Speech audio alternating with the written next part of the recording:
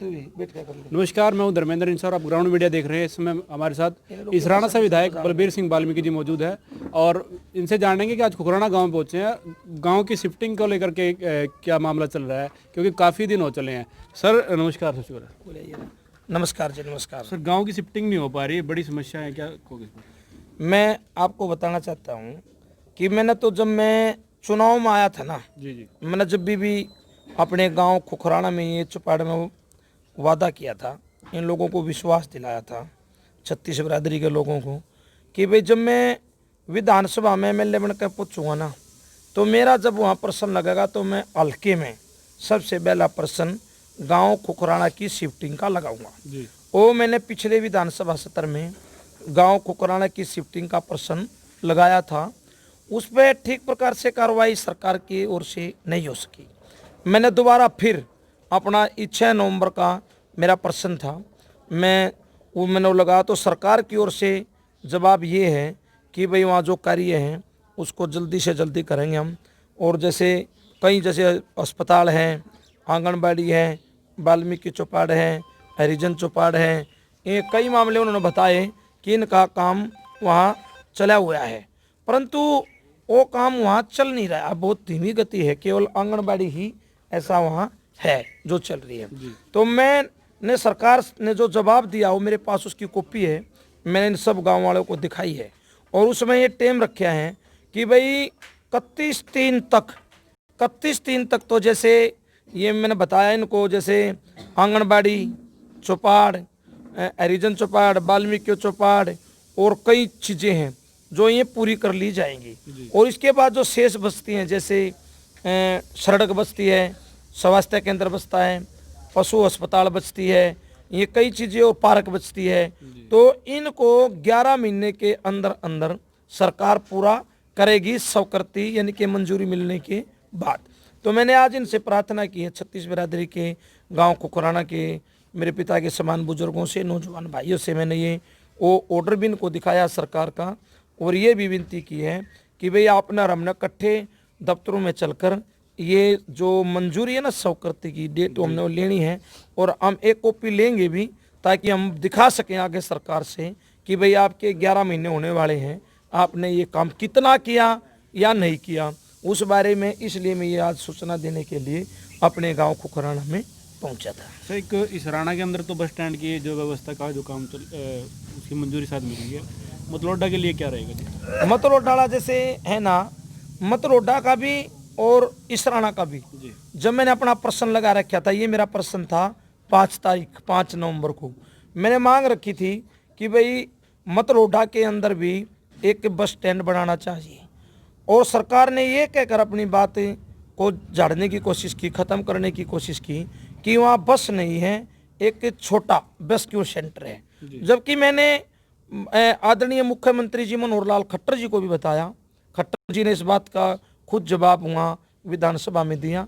मंत्री जी से बात मेरी हुई वहीं विधानसभा में, जैसे उत्तर मंत्री जी को देना था। तो मैंने बताया कि मतलोडा जो है इसमें लगभग 40 गांव लगते हैं। इस ब्लॉक से अलावा भी कुछ दूसरे हैं, जैसे करसिंधु है, सफीदों है, इन गांवों के भी आदमी आज मतलोडा पे उतरते हैं। तो मैंने कहा कि वहाँ रेस्क्यू सेंटर है, हम मानते हैं, मान लिया हमने, परंतु महिलाओं के लिए भी एक शौचालय की सुविधा वहाँ नहीं है। जबकि इतनी बड़ी भीड़ वहाँ रहती है कि मैं मानता हूँ जैसे पानीपत डिस्ट्रिक्ट का बस स्टैंड है, पानीपत डिस्ट्रिक्ट जो बस डिपो है उससे ज़्यादा भीड़ मतलोडा बस स्टॉप पर रहती है। मान लिया कि वहाँ बस क्यू सेंटर है, परंतु लोगों की भीड़ तो है, लोग तो हजारों इकट्ठे होते हैं, तो महिलाओं के लिए शौचालय की सुविधा वहाँ नहीं है। मैंने माननीय मुख्यमंत्री जी से निवेदन किया कि आप जब नया बस अड्डा मतलोडा में नहीं बन जाता तब तक आप कम से कम एक महिला शौचालय का प्रबंध आप कराओ।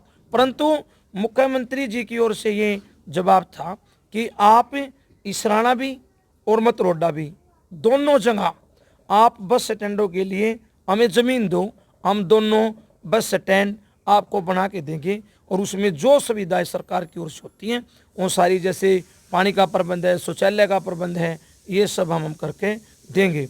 तो मेरा मानना है कि दोनों गांव की पंचायतें बड़ी बड़ी पंचायतें हैं और ज़रूरत है, और लोगों की समस्या का हल जल्दी ही हम उन्होंने अपना पूरा मेरी ओर से प्रयास रहेगा कि हम जल्दी ही ये ज़मीन सरकार को देंगे, और दोनों जगह इसराना में भी और मतरोडा में भी नए बस अड्डे बनवाने का काम हम करने की कोशिश करेंगे।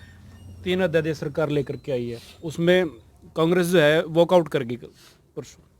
तो कहीं ना कहीं ये जा रहा है कि भाई कांग्रेस जो है बीजेपी के साथ मिल करके जो है उसको आगे बढ़ाने का कार्य करे। नहीं, बात ये नहीं थी कांग्रेस ने वॉकआउट किया, बात ये थी कि पूरी कांग्रेस और भी कुछ काफ़ी विधायक जो भाजपा के भी विधायक हैं, निर्दलीय भी हैं, जेजेपी की हैं, उनमें से काफ़ी विधायक, जिसे कई विधायकों ने आपने देखा, एक विधायक ने चेयरमैन पद से इस्तीफा दिया, जोगीराम सियाग जी थे शायद, उन्होंने कहा कि मैं चेयरमैन पद छोड़ता हूं क्योंकि किसानों के साथ सरकार 3 अध्यादेश लेकर जो गलत आई है, मैं इसको छोड़ता हूं। असीम गोयल जी ने विधानसभा के बाहर ये कहकर धरना दिया कि किसानों के खिलाफ 3 जो अध्यादेश हैं ये गलत लाए जा रहे हैं, इसलिए मैं धरने पर बैठा हूँ। तो हम चाहते थे कि जब ये लोग, हमारा ये विधायक किसानों के हित की बात कर रहे हैं, तो यहाँ वोट करवाई जाए, वोट, ये बिल पास होने से पहले वोट डलवाई जाए, वो संविधान में है। आपने देखा वहाँ चौधरी भूपेंद्र सिंह हुड्डा जी ने वो पुस्तक दिखाई जिसमें विधानसभा के कानूनों की बात है, उसमें था कि बिल पास करने से पहले वोटिंग करानी होती है, परंतु भाजपा और जसपा सरकार वोटिंग कराने से डरती है।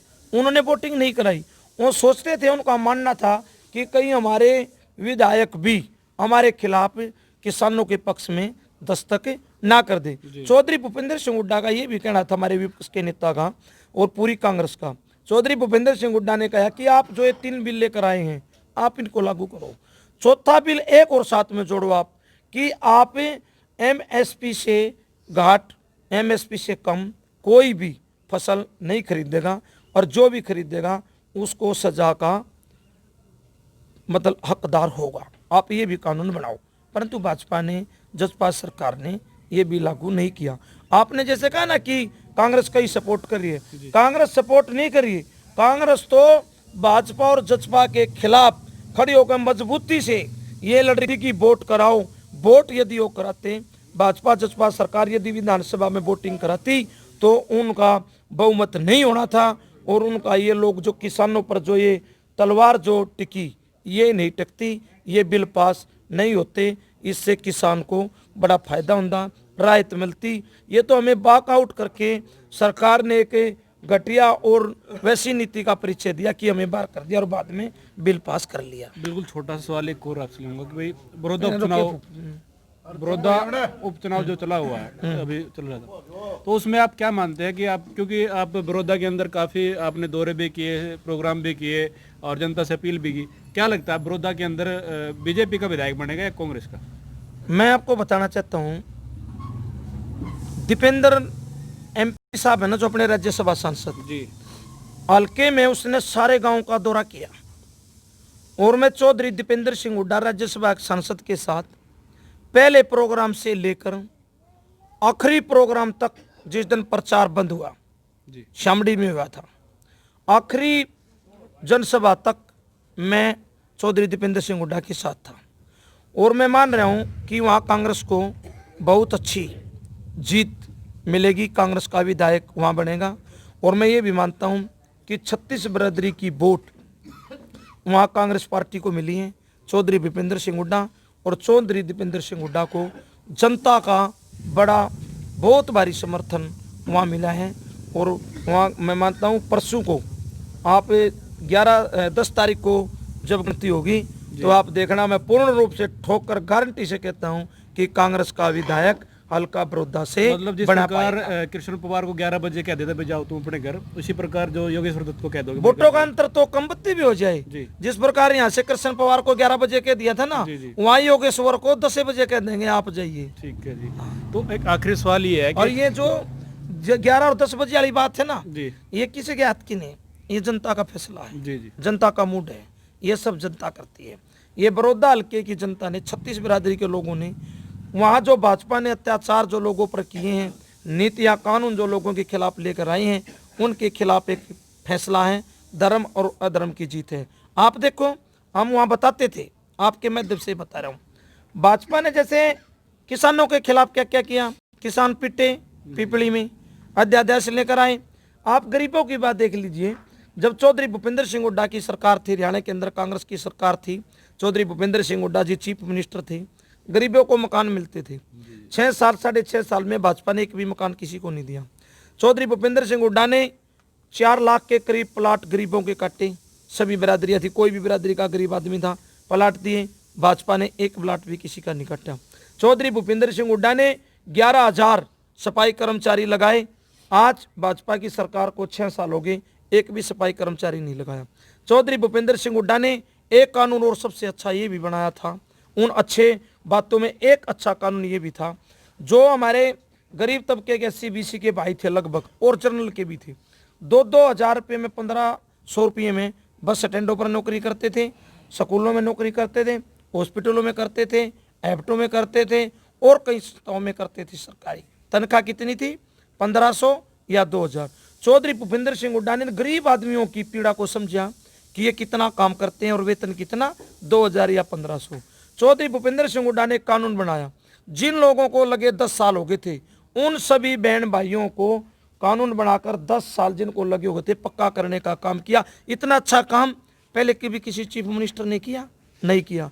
ये इतनी अच्छी सोच, लोगों के हित की बात, 36 बिरादरी के दुख की बात, 36 बिरादरी के विकास की बात हरियाणा के अंदर कोई समझ सकता है तो केवल और केवल चौधरी भूपेंद्र सिंह हुड्डा और चौधरी दीपेंद्र सिंह हुड्डा ही समझ सकते हैं। त्योहारिक सीजन चला हुआ है, दिवाली नज़दीक है, इसराना की जो जनता है या प्रदेश की जो जनता है उसे क्या अपील करना चाहिए? मैं इस दिवाली के शुभ अवसर पर अपने समस्त हल्का इसराना के 36 बिरादरी के बुजुर्गों को, नौजवान भाइयों को, माताओं को, बहनों को, बच्चों को और पूरे हरियाणा प्रांत को और देश को अपनी ओर से दिवाली की सभी को हार्दिक शुभकामनाएं देता हूं और परमपिता परमात्मा से प्रार्थना करता हूं कि भाई ये जो दिवाली है इसमें सबकी दिन दुगनी रात चौगनी तरक्की हो।